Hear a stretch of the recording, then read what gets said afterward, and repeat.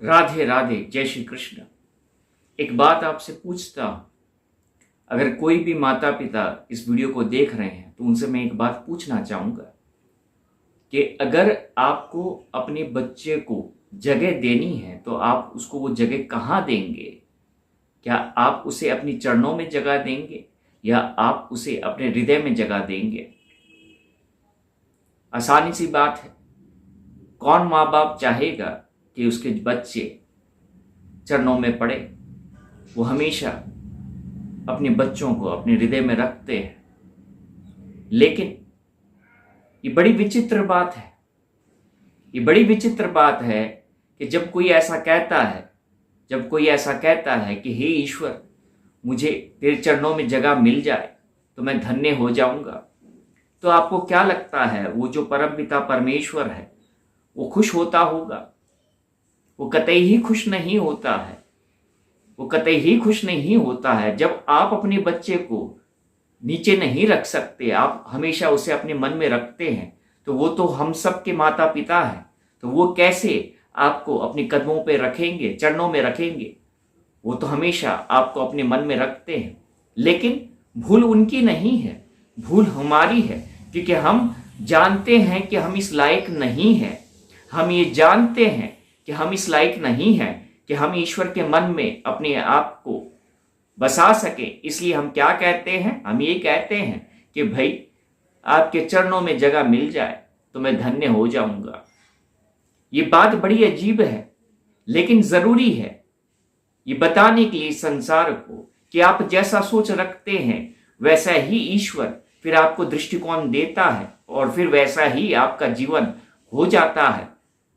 हम ये बार बार क्यों भूल जाते हैं? हम बार बार ये क्यों भूल जाते हैं कि जिसके कारण हमारा अस्तित्व है, जिसके कारण हमारा अस्तित्व है, हम उसी के अस्तित्व को नकारते हैं। हम उसी के अस्तित्व को नकारते हैं और हम ये सोचते हैं कि हम स्वयं ईश्वर हैं। क्योंकि जब कोई इंसान छल कपट झूठ फरे विश्वासघात करता है तो वो अपने आप को ईश्वर ही तो मानता है। वो ईश्वर ही तो मानता है और वो ये सोचता है कि जो मैं कर रहा हूं वो कोई रोक नहीं सकता है, उसे कोई देख नहीं सकता है, उसे कोई सुन नहीं सकता है। लेकिन आप जानते होंगे कि जो ईश्वर की लाठी होती है उसमें आवाज नहीं होती है। जब ईश्वर की लाठी चलती है तो उसमें आवाज नहीं होती है, लेकिन वो पीड़ा जरूर होती है। वो जो पीड़ा है, जो तुमने कर्म किया है, उसे तुम्हें फिर भोगना पड़ता है।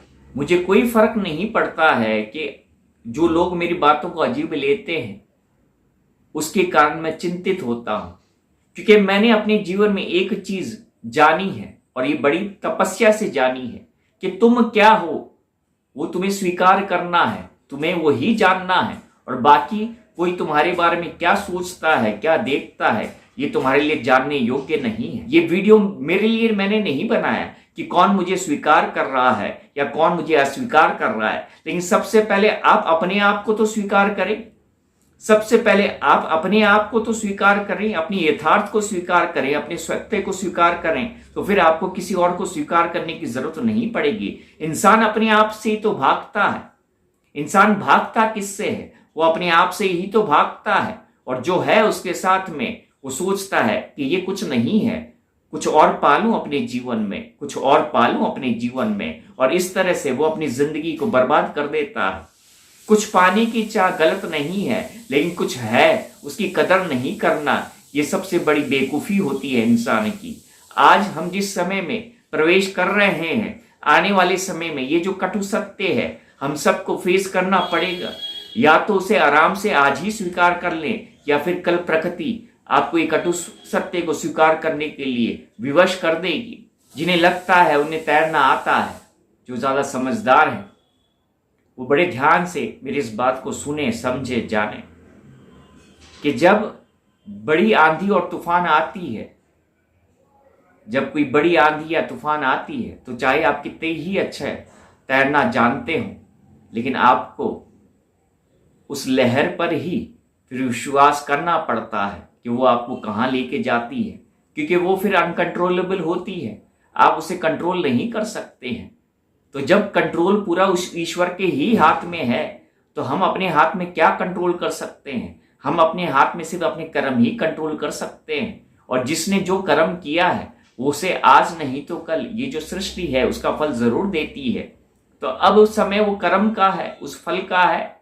जिसने जो जैसा किया है उसको वैसे ही भुगतना पड़ेगा। अगर कोई सोचता है उसे तैरना नहीं आता है लेकिन वो सत्य के साथ है, तो आप यकीन रखिए वो जो लहर है उसे अपने आप से किनारे छोड़ देगी। और जिसे लगता है उसे तैरने आता है लेकिन वो झूठ के साथ है, तो फिर वो चाहे कितना ही अच्छा तैराक क्यों ना हो, उस लहर में उसका डूबना निश्चित है।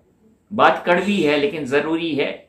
जरूरी इसलिए है क्योंकि कब तक हम अपने आप से भाग सकते हैं, कब तक हम झूठ में अपने आप को लिप्त करते रहेंगे। एक ना एक दिन उस सत्य को हमें स्वीकार करना पड़ेगा।